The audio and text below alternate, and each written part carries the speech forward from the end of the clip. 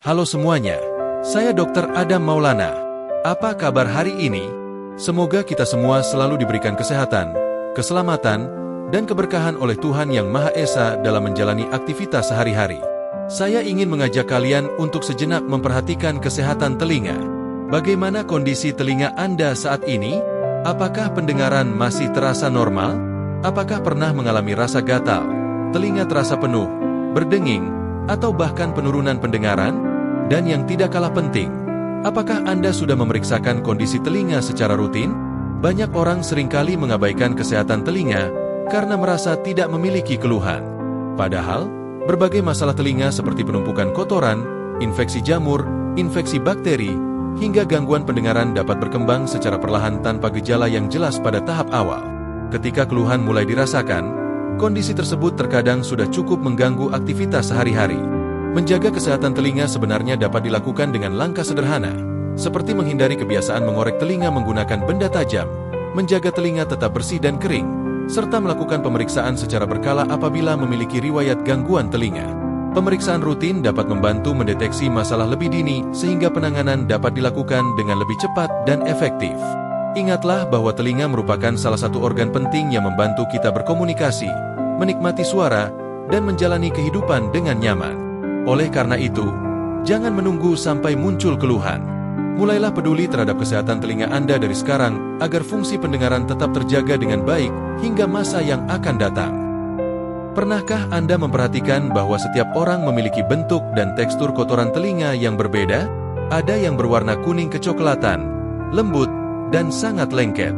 Ada pula yang berwarna abu-abu, lebih kering, rapuh, dan mudah hancur. Banyak orang mengira perbedaan tersebut disebabkan oleh kebiasaan membersihkan telinga atau karena faktor kebersihan. Padahal, ilmu pengetahuan modern menunjukkan bahwa penyebab utamanya justru berasal dari faktor genetik yang diwariskan sejak lahir. Kotoran telinga atau serumen bukanlah limbah tubuh yang tidak berguna. Sebaliknya, serumen merupakan salah satu sistem pertahanan alami yang paling penting pada telinga. Serumen diproduksi oleh dua jenis kelenjar yang terdapat di liang telinga, yaitu kelenjar seruminosa dan kelenjar sebasea. Hasil sekresi kedua kelenjar tersebut kemudian bercampur dengan sel-sel kulit mati sehingga membentuk serumen yang kita kenal sebagai kotoran telinga. Serumen memiliki banyak fungsi penting. Kandungan lemak, protein, enzim, dan senyawa antimikroba di dalamnya membantu menangkap debu, serbuk sari, bakteri, jamur, hingga partikel asing sebelum mencapai gendang telinga. Selain itu, serumen menjaga kelembapan kulit liang telinga sehingga tidak mudah mengalami iritasi, luka, maupun infeksi. Namun yang menarik, tidak semua orang memiliki serumen dengan karakteristik yang sama. Sebagian orang memiliki serumen yang sangat lengket, lembut, dan berwarna coklat tua. Sebagian lainnya memiliki serumen yang lebih kering, bersisik, bahkan mudah hancur. Perbedaan tersebut ternyata bukan sekadar kebetulan, melainkan ditentukan oleh variasi genetik. Para ilmuwan menemukan bahwa gen yang paling berpengaruh terhadap bentuk kotoran telinga adalah gen ABCC11. Gen ini berfungsi mengatur aktivitas kelenjar seruminosa dan kelenjar minyak di liang telinga. Variasi kecil pada gen tersebut menentukan apakah seseorang akan menghasilkan serumen bertipe basah atau bertipe kering.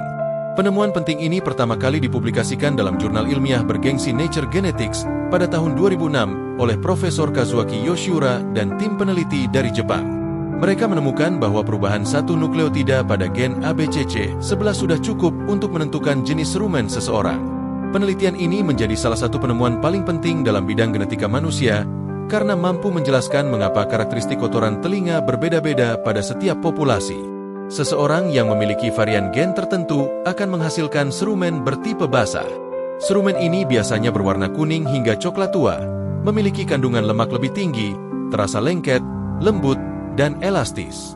Sebaliknya, individu yang memiliki varian gen lainnya menghasilkan serumen bertipe kering yang berwarna abu-abu atau coklat muda, lebih rapuh, dan mudah hancur ketika disentuh. Menariknya lagi, distribusi kedua tipe serumen tersebut berbeda pada setiap populasi di dunia. Sekitar 90 hingga 95% masyarakat Jepang, Korea, dan sebagian besar Tiongkok memiliki tipe serumen kering. Sebaliknya, mayoritas masyarakat Eropa, Afrika, Timur Tengah, Australia, dan Asia Tenggara, termasuk Indonesia, memiliki tipe serumen basah yang lebih lengket. Hal ini menjelaskan mengapa di Indonesia Dr. THT lebih sering menemukan kotoran telinga dengan tekstur lengket dibandingkan serumen kering. Selain faktor genetik, kondisi lingkungan juga dapat memengaruhi konsistensi serumen. Indonesia merupakan negara tropis dengan suhu udara yang relatif tinggi sepanjang tahun. Suhu panas meningkatkan aktivitas kelenjar minyak dan kelenjar keringat pada kulit, termasuk di sekitar liang telinga. Ketika produksi minyak alami meningkat, kandungan lipid di dalam serumen juga menjadi lebih banyak sehingga teksturnya terasa lebih lembut dan lengket. Namun penting dipahami bahwa cuaca panas tidak mengubah tipe serumen seseorang.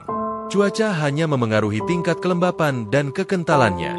Tipe basah atau kering tetap ditentukan oleh gen ABCC11 yang diwariskan dari orang tua. Selain suhu lingkungan, usia juga memengaruhi kondisi serumen. Pada anak-anak dan orang dewasa muda, produksi minyak alami masih cukup tinggi sehingga serumen umumnya lebih lunak. Seiring bertambahnya usia, aktivitas kelenjar mulai menurun sehingga pada sebagian orang serumen menjadi lebih kering dan keras. Hal inilah yang menyebabkan lansia lebih sering mengalami sumbatan serumen dibandingkan usia muda. Menurut pedoman American Academy of Otolaryngology Head and Neck Surgery Foundation, AAOHNSF, serumen sebenarnya memiliki mekanisme pembersihan alami. Gerakan rahang ketika berbicara, mengunyah, dan menguap membantu mendorong serumen keluar secara perlahan menuju bagian luar telinga. Oleh karena itu, sebagian besar orang sebenarnya tidak memerlukan pembersihan telinga secara rutin. Sayangnya, masih banyak orang yang menggunakan cotton bud untuk membersihkan telinga. Padahal berbagai penelitian menunjukkan bahwa cotton bud justru lebih sering mendorong serumen semakin dalam ke liang telinga. Akibatnya, serumen menumpuk, menjadi lebih padat, bahkan dapat menekan gendang telinga sehingga menyebabkan gangguan pendengaran sementara, rasa penuh di telinga, hingga nyeri. Penelitian yang diterbitkan dalam American Family Physician oleh Schwartz dan kolega pada tahun 2018 menjelaskan bahwa serumen mengandung berbagai lipid seperti kolesterol, squalene, dan asam lemak yang berfungsi sebagai pelumas sekaligus pelindung alami. Kandungan inilah yang membuat serumen mampu menangkap debu dan mikroorganisme secara efektif. Oleh karena itu, menghilangkan seluruh serumen justru dapat meningkatkan risiko infeksi karena lapisan pelindung alami ikut hilang.